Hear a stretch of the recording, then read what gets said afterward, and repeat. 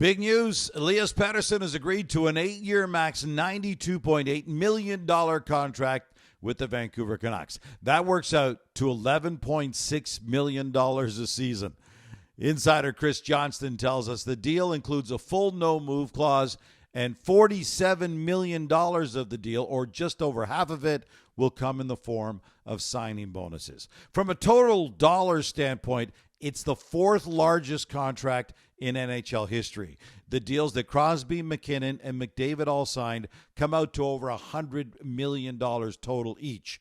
Matthews and Panarin signed deals with bigger average annual values, but they're for shorter terms. So, why now?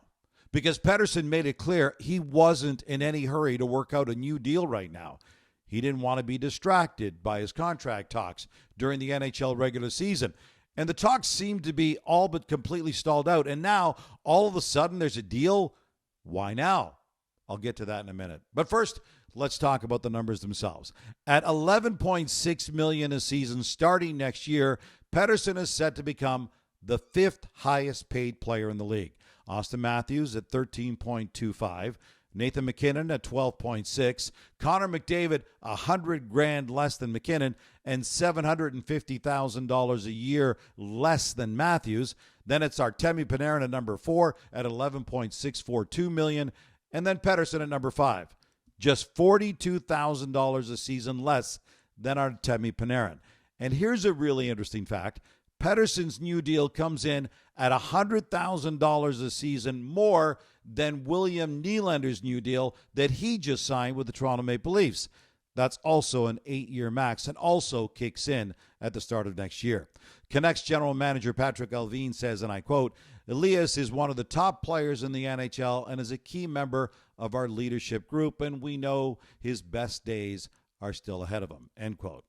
Pettersson had career highs of 39 goals and 63 assists last season, hitting the 100-point mark for the first time in his career. And he's on pace for another 100-point season this year, right at a pace of 99 points right now. Pettersson was set to become a restricted free agent this summer. Now he's locked up until the end of the 2031-32 season. So, why now?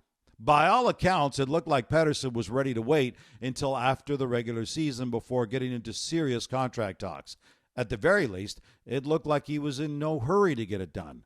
It's important to point out that Pettersson was a pending restricted free agent, so the Canucks did still have some leverage. But while they wanted to get down to some serious contract talks right now and get this deal done, Pettersson seemed to be putting them off until a couple of things happened.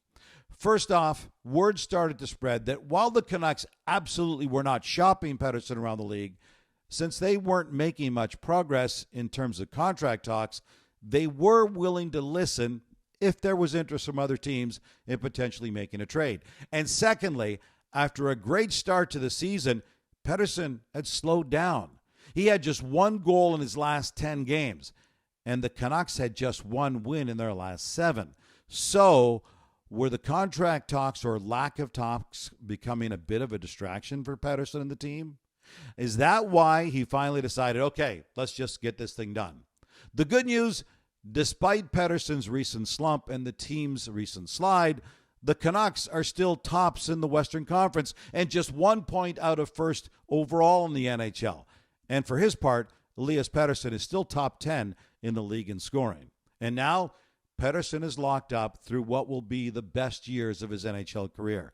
This deal takes him through the time he turns 33. So what do you think of the deal? What do you think of the numbers themselves? What do you think of the fact that Elias Pettersson is set to become the 5th highest paid player beginning next season? Would love to hear what you think.